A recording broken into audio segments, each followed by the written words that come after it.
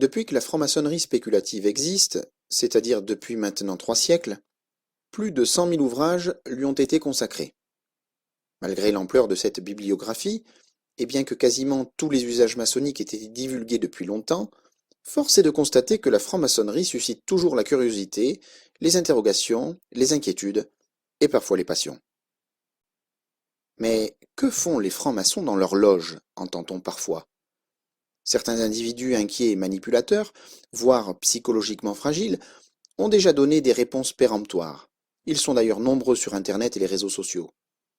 Dans les loges maçonniques, affirme-t-il, on y adore le diable.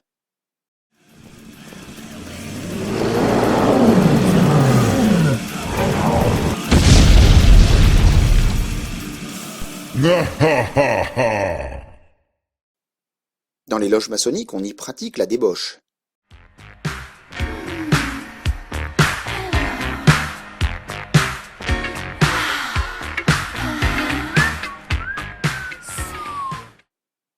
Dans les loges maçonniques, on y complote.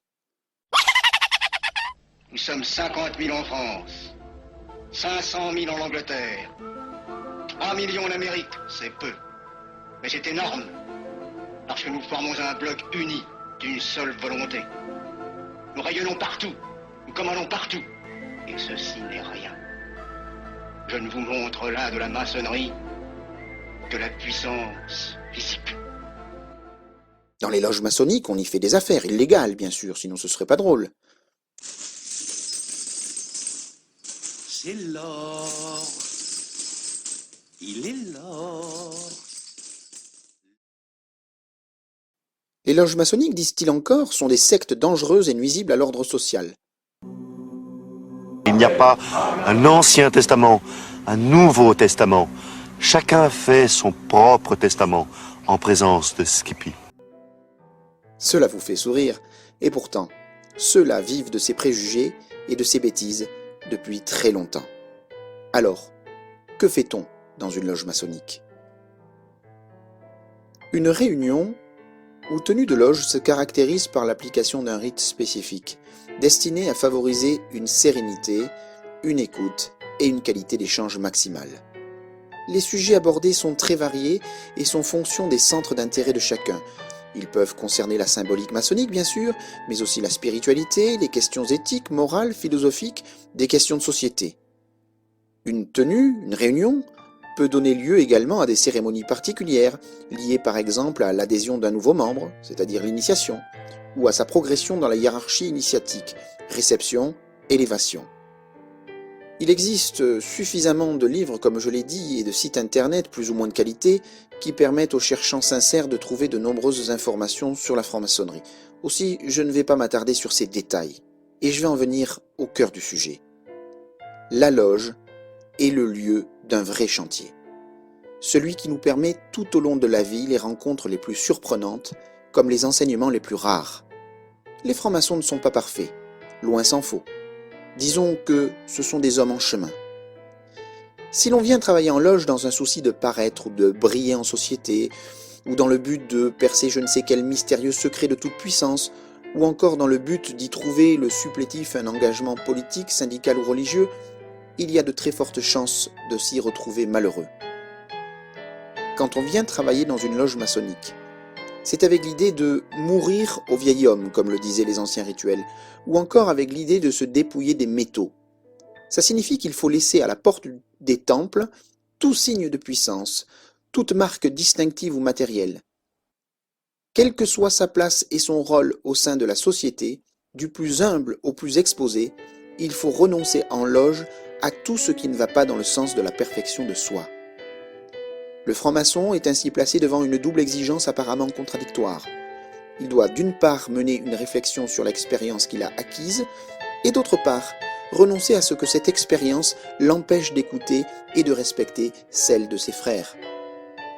Mais le travail maçonnique parvient en pratique à concilier cette double exigence.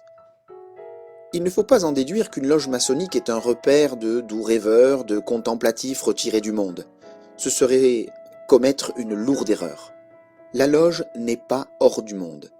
Elle demeure sensible aux grands courants de l'opinion et de l'actualité du temps. Cependant, elle ne prend ses distances avec le temps et avec l'espace que parce qu'elle est justement consciente du temps et de l'espace.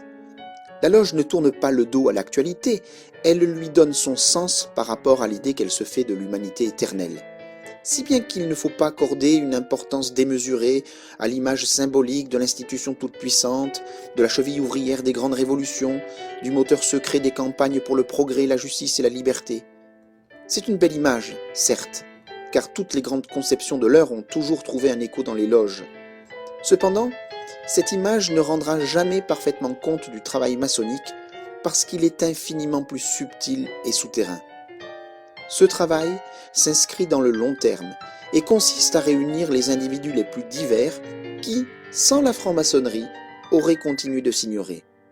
La loge leur offre le cadre et les outils leur permettant de s'améliorer afin que, par ce travail incessant et fécond de perfectionnement, ils préparent l'avènement d'une humanité meilleure et plus éclairée. Agir en homme de pensée et penser en homme d'action. Tel est le secret maçonnique, incommunicable en ce qu'il porte en lui l'expérience vécue et que malgré tout, j'essaie de restituer avec mes pauvres mots.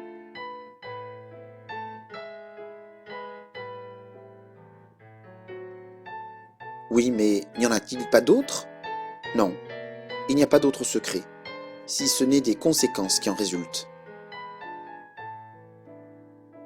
Le secret maçonnique est un secret d'appartenance. Oh, ce secret d'appartenance a fait couler beaucoup d'encre. Précisons qu'un franc-maçon est absolument libre de révéler son appartenance, mais qu'il n'a pas le droit, en revanche, de révéler celle des autres membres. La raison de cette discrétion est historique et juridique. En France, pays majoritairement de tradition catholique, les francs-maçons ont été condamnés par le clergé, puis pourchassés activement par le gouvernement de Vichy de 1940 à 1945. En France, le respect de la vie privée est garanti par l'article 9 du Code civil et, comme tout engagement, l'appartenance maçonnique relève de la sphère intime de l'individu. Le secret maçonnique est aussi un secret artisanal lié à la pratique du rite. Une fois encore, loin de toute volonté ésotérique de dissimulation, la raison de cette discrétion est liée au fait que les francs-maçons considèrent que le rite est avant tout un processus que chacun ne peut comprendre véritablement qu'en le vivant. Sa signification varie ainsi d'un franc-maçon à l'autre en fonction de son ressenti personnel. Le secret maçonnique a enfin pour corollaire la discrétion qui doit entourer les délibérations de la loge. Les décisions et les débats de la loge ne concernent qu'elle et n'ont pas à être étalés en place publique. D'ailleurs, ça n'a aucun intérêt. Chacun n'a droit qu'aux vérités qu'il a su découvrir par son travail en loge. Chacun enferme dans son cœur ce qu'il a vu, entendu et dit pendant le temps symbolique du travail en loge. Chacun doit ensuite les traduire dans le monde profane par l'exemple de ses qualités et de son comportement.